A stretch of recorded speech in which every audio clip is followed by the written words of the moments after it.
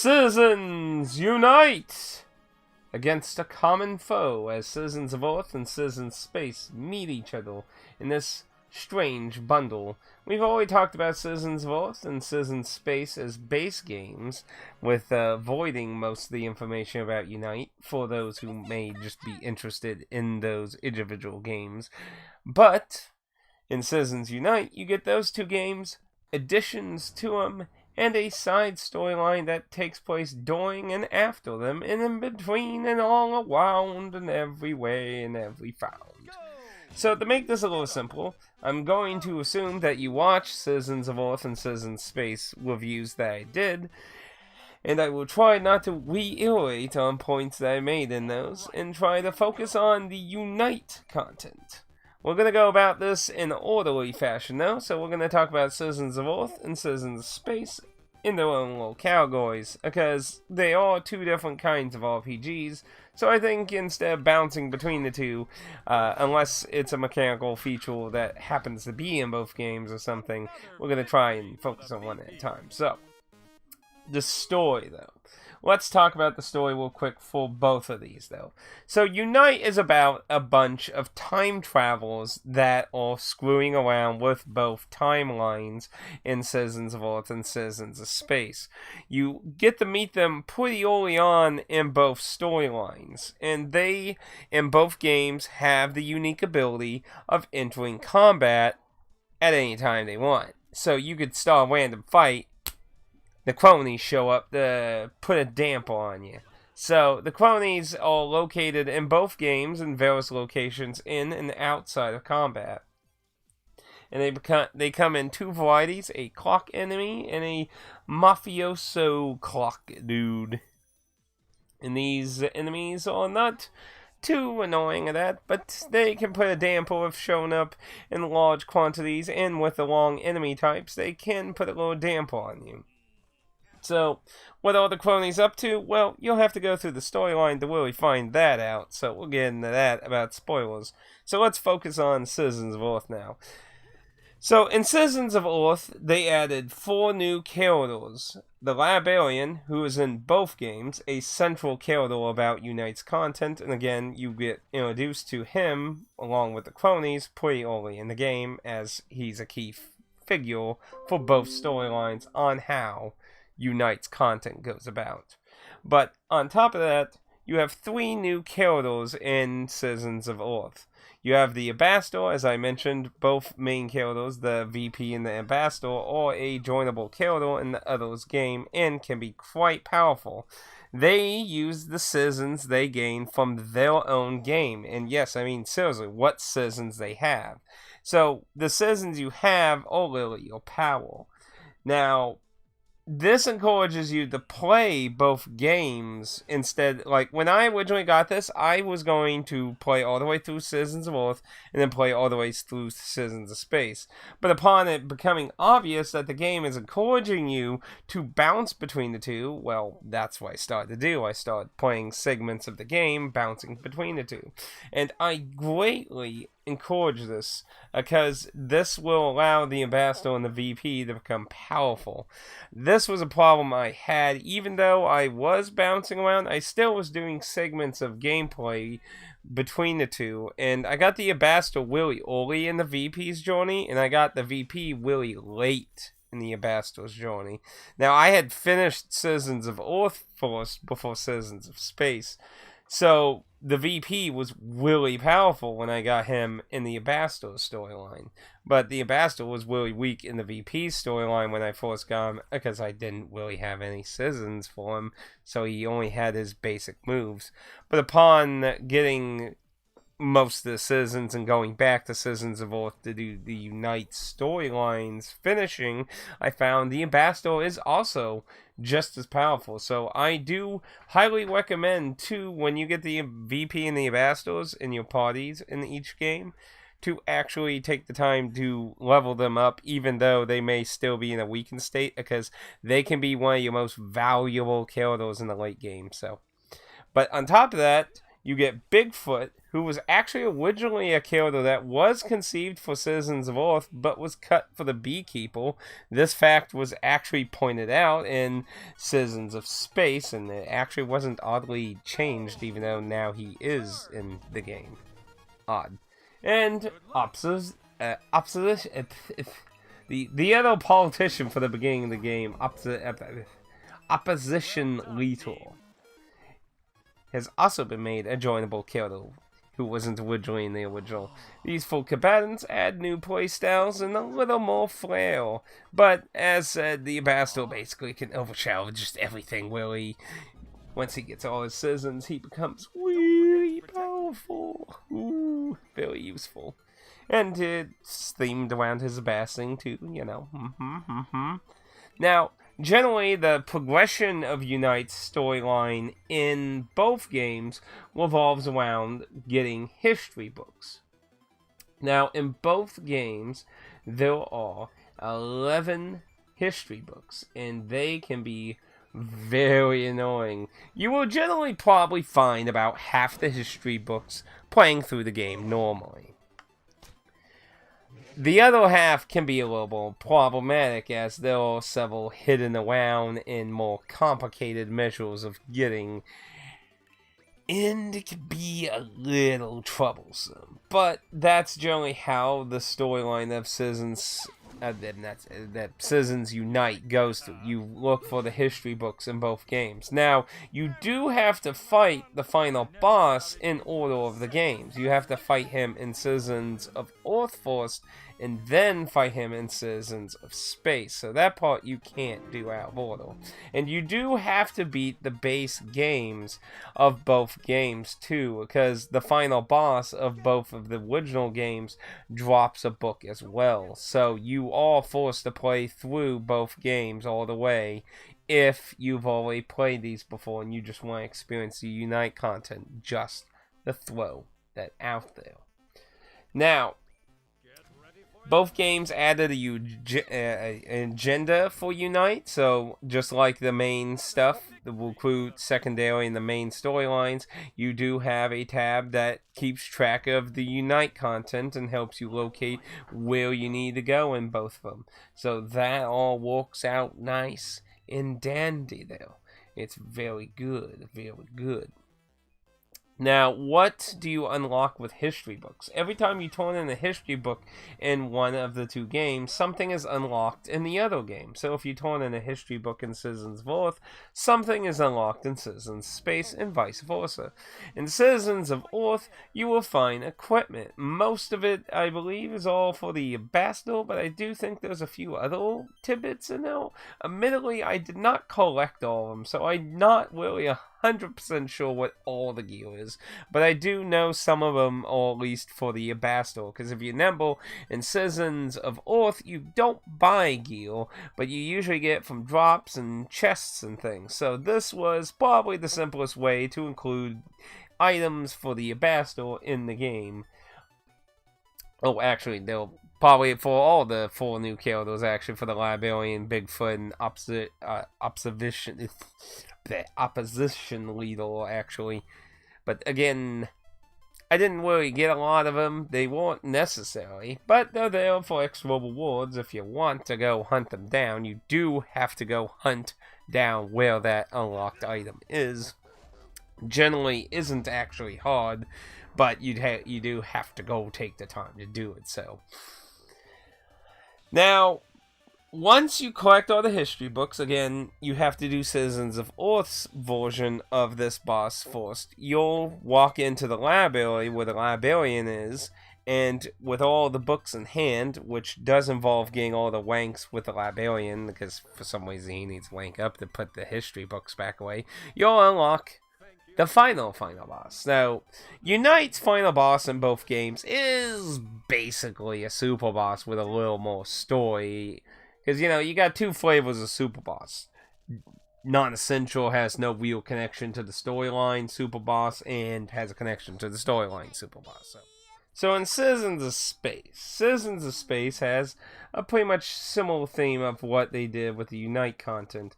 Again, they added 4 corridors. Now, you might be like, wait a minute, though. You have 3 Caban corridors in Citizens of Space, and that would mess up the woe system. It wouldn't keep it very even now, would it?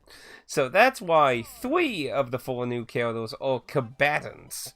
The VP, Quack McCool, and the Librarian, as mentioned. Because, like I say, he's a central corridor in both games. But the 4th corridor is Photon, who is also in Citizens of Earth and is a past game that the company made. Photon was added as a 4th corridor as a summon, keeping the battle citizens even, and extending the base game's original 3 backup corridors for each row, if you recruit all of them, to 4 backup corridors for each row, if you recruit all battle corridors. Now, unlockables for the history books, I didn't really, again, get a lot of the book stuff there, but some of them were for the VP in that, and again, I would imagine they're for mostly the new corridors, but there was probably some accessories and stuff too, since there is more of a actual gear system in Citizens of Space. And just like I said for the Bastor in Citizens of Earth, the late game he became a pretty powerful corridor. The Vice President was a super powerful corridor for me, because I got him really late in the game, and I had already had Citizens of Earth finished. He had most of his citizens, making him really powerful. Now, I do advise getting the Vice President as early as possible, personally. If I had known how to get him so early, I would have, because I spent so many times trying to look for him, like, throughout the story, only to get him really late. If you want, I am going to say this, it might be just a slight, little, teeny, weeny little spoiler, but when you get to the part where you start having freedom to explore the different the different planets, looking for the parts of Earth, I would recommend swinging on by through the galaxy to Tropical. Tropical leads to the area you need to get the Vice President, and I highly recommend it. I really do. It was one of the later places I went to, so it's definitely something I really wished, and I'm just throwing it out there for you. Similarly, you also get the agenda. You have to get the history books and that, so not a biggie there. Now, in Citizens of Space, you have to get all the citizens for the true ending.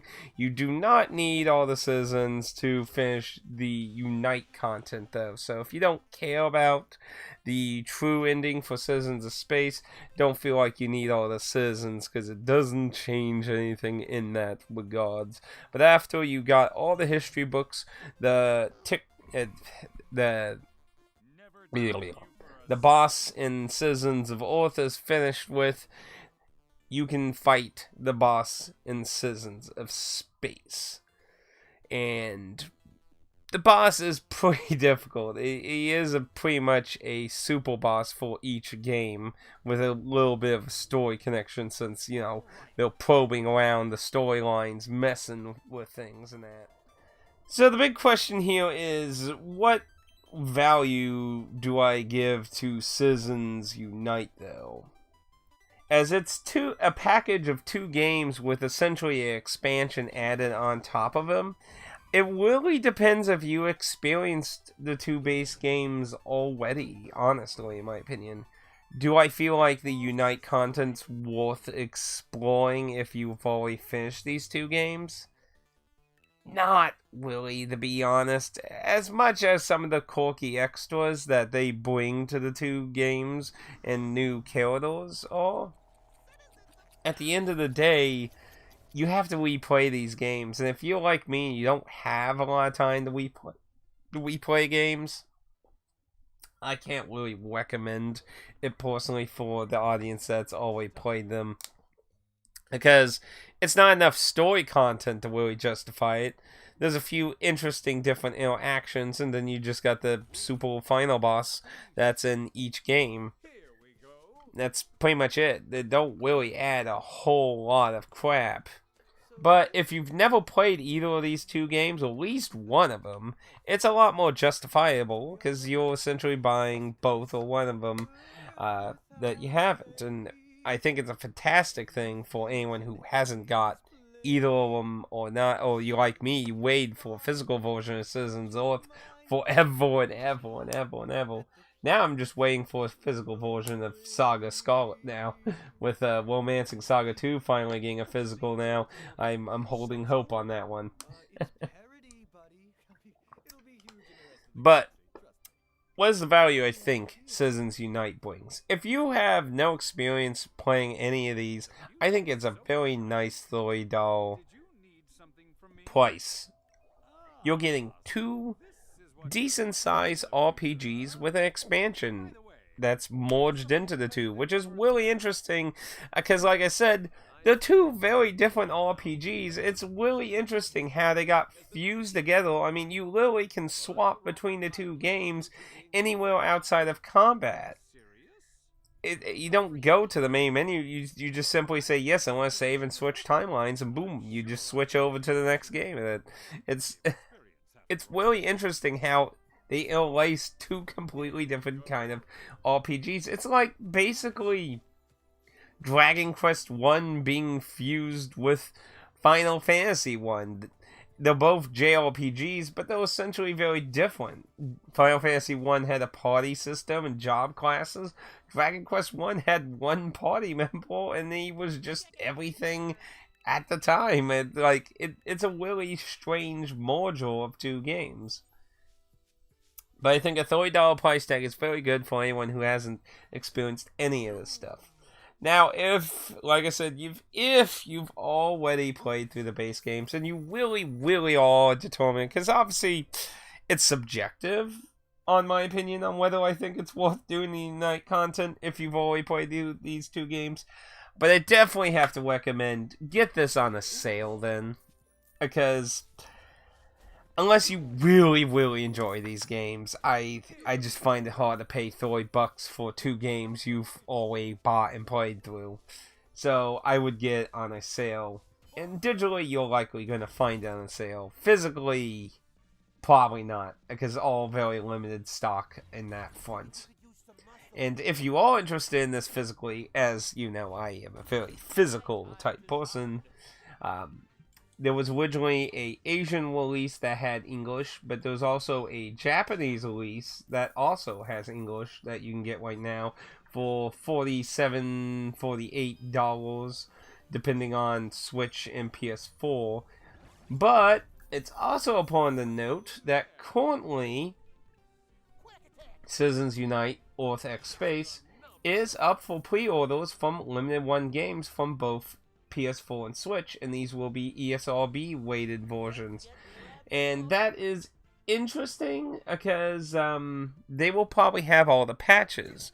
I did mention there were multiple patches for this game, and I played through it without any of them, so at least on PS4 it is in a playable state, but Space did have some problems. Some were fixed, but still had some performance problems, but was playable. It was playable. So hopefully a lot of that stuff gets dumped on these new physical versions. So honestly, if you're interested in these, that's the better deal, because it's $39.99 in that front. So an extra $10 on the value. Honestly, that's not too bad, because usually you have to pay like $20, $30 extra to get a physical version of a lot of stuff. So, honestly, that's a fantastic deal for two RPGs, honestly. I really recommend checking that out. And that pre-order is up to December 19th, just so you know. So, keep that in mind if you're interested in that. But it is a open pre-order. There is not a limited number of copies. It just closes on December 19th. So go check that out if you're interested in this. But with that said, let's talk about the minor spoilers we have for these two games. The ending plot for Unite. So Unite, you find out on, again, you have to do Citizens of Earth's encounter with it first, and then you can do Citizens of Space. And I can tell you, you do, because I was told in space to go defeat him in Earth first. So, you find out Boss Talk, a strange interdimensional crime lord of time, has been messing with the timelines and is behind it. Boss Talk is first shown to you in Citizens of Earth as a little alarm clock, and you'll combat him as two cronies.